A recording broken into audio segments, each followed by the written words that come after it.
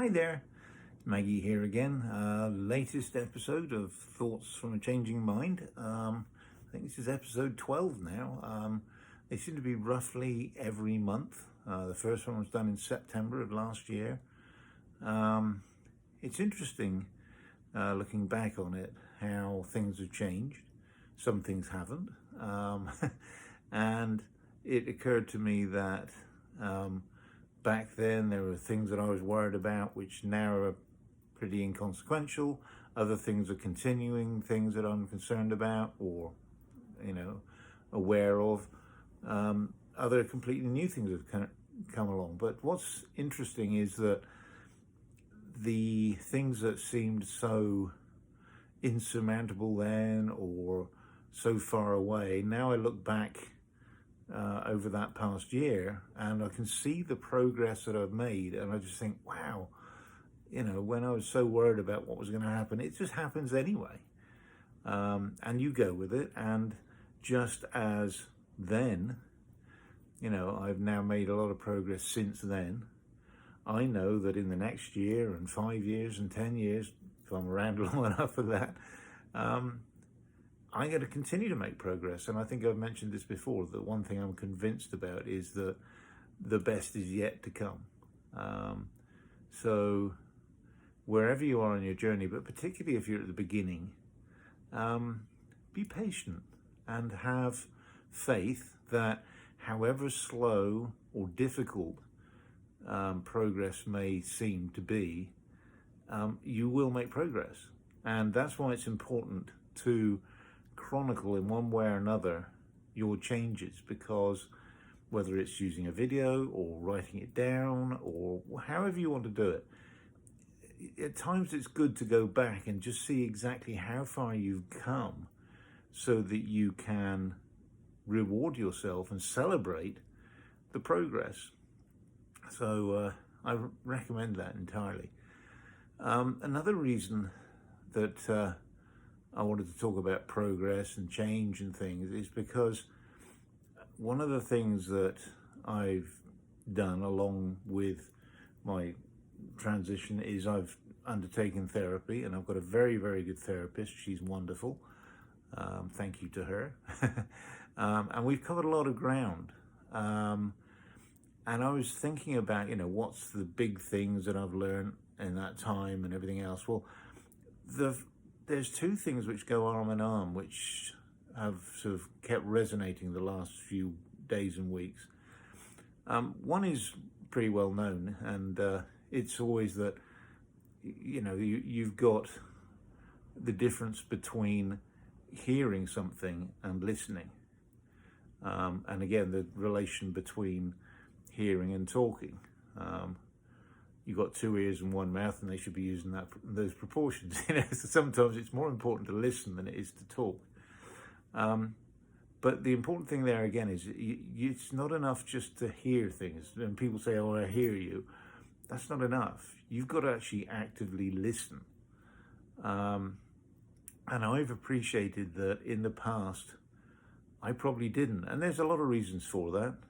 Some of it was I was too busy with my own worries and things to even listen intently. Sometimes I thought I knew better when I clearly didn't. And although I thought I was listening and I thought I was doing the right thing, in fact, too often all I was doing was hearing things and not really taking the time to stop and listen. And that can be to yourself too, not just to others.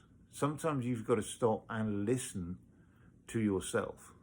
And that takes some learning if you've not done that. If you're so busy like I was, giving to others, living your life through others, to actually stop and listen to yourself, it takes a lot of practice. So that's one big thing. But another one that's, hearing versus listening. Another one is giving versus gifting. And this has come up in a lot of ways lately, in that I was always an overgiver. I'd go in and I'd try and help people out. I'd be like the white knight going on the, you know, on the horse and try and save the day. And a lot of times I put a lot of effort and sometimes money into doing that, and I thought I was doing a marvelous thing, you know, helping all these people out and blah blah blah. When I look back at it, and when some people have actually taken the time to give me feedback on that, a lot of times what I was giving was not what they needed. It was just something that I thought, oh, that's what they need, and I just did it. When in fact, that may not have helped them at all. It may not be what they wanted.